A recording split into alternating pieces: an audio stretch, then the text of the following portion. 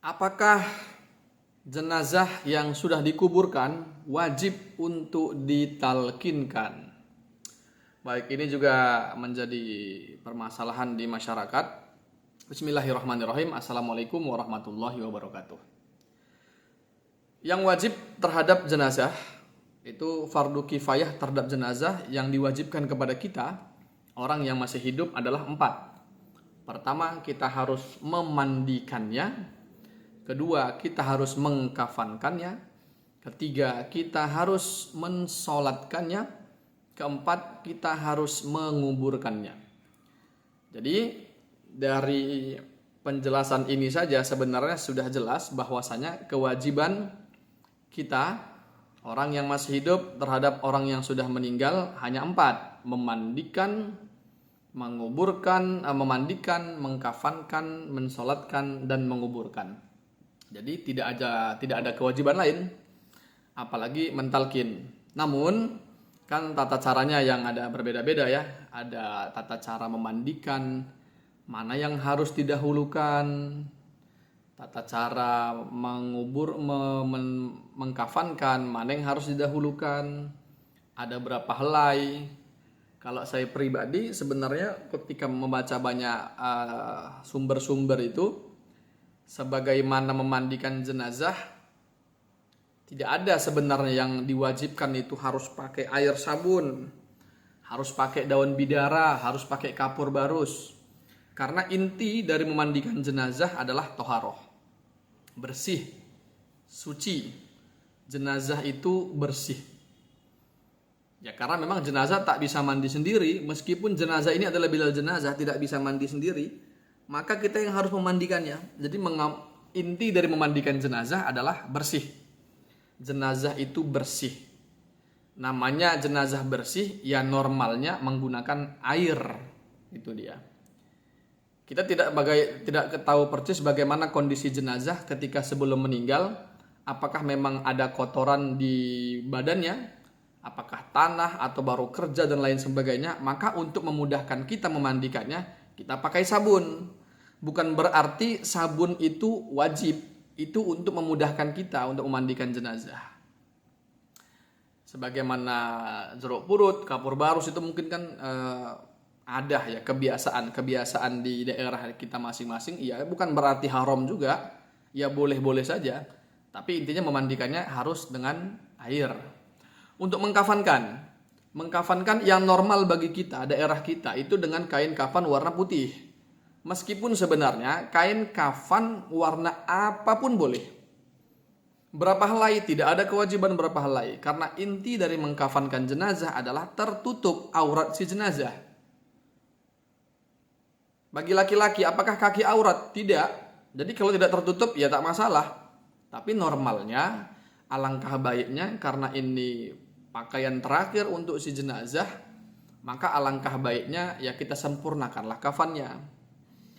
Karena saya kurang tahu juga, belum saya pastikan ada hadis itu yang mengatakan bahwasanya seseorang itu akan dibangunkan dari liang kubur itu dengan kondisi kain kafan, yaitulah makanya harus fa'ahsinu al-kafna. Maka harus betul-betul bagus kain kafannya. Lebih bagus ya sempurna, tapi kalau tidak dapat menyempurnakan, tidak ada harta untuk membeli kain kafan, memang tidak ada yang bisa digunakan, ya tak masalah. Jadi inti dari memandikan adalah toharoh, bersih, suci.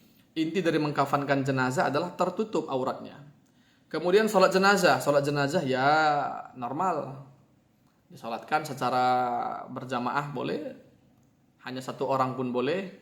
4 kali takbir, itu yang normalnya. Jenazah memang wajib untuk disolatkan.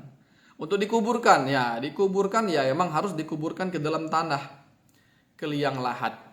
Prosesnya ya sederhananya intinya jenazah itu terkubur.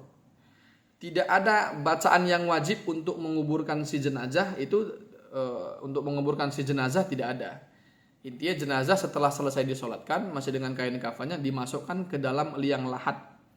Langsung bersentuhan antara si jenazah dengan tanah yang ada di dalam. Tidak ada bacaan-bacaan wajib. Nah, namun kita biasanya mayoritas warga kita, masyarakat kita ada bacaan-bacaannya.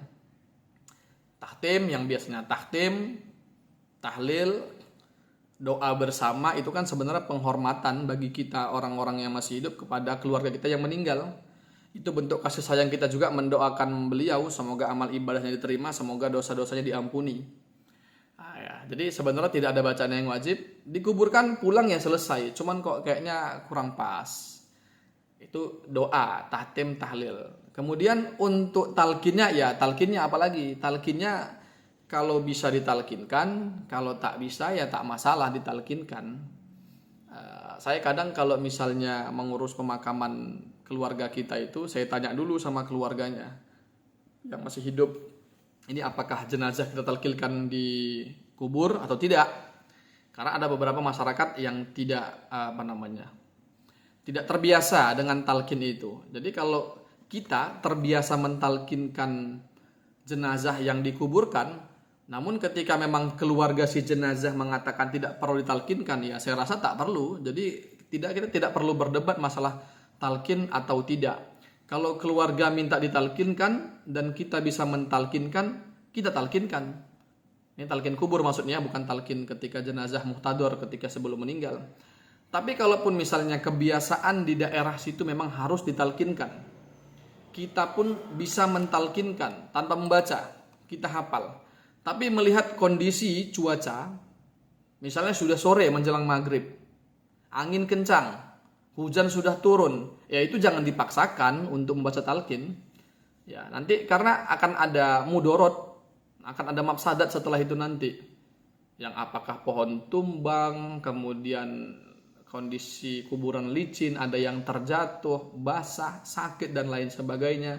Jadi meskipun kita terbiasa untuk mentalkin, kita bisa juga untuk mentalkin, keluarga jenazah minta untuk ditalkinkan, tapi kalau kondisinya tidak memungkinkan, ya itu sebenarnya tidak boleh dipaksakan. Jadi apakah mentalkinkan jenazah ketika dikubur hukumnya wajib? Itu tidak wajib. Hanya ada beberapa pendapat saja tutorial lah, atau cara-cara untuk menguburkan jenazah.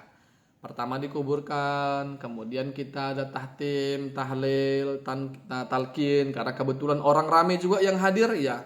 Karena ramai yang hadir ya kesempatan kita berdoa sama-sama. Mudah-mudahan doa orang jamaah ini diterima. Itunya sebenarnya. Apakah doa itu wajib? Ya tidak. Apakah mentalkin wajib? Ya tidak juga.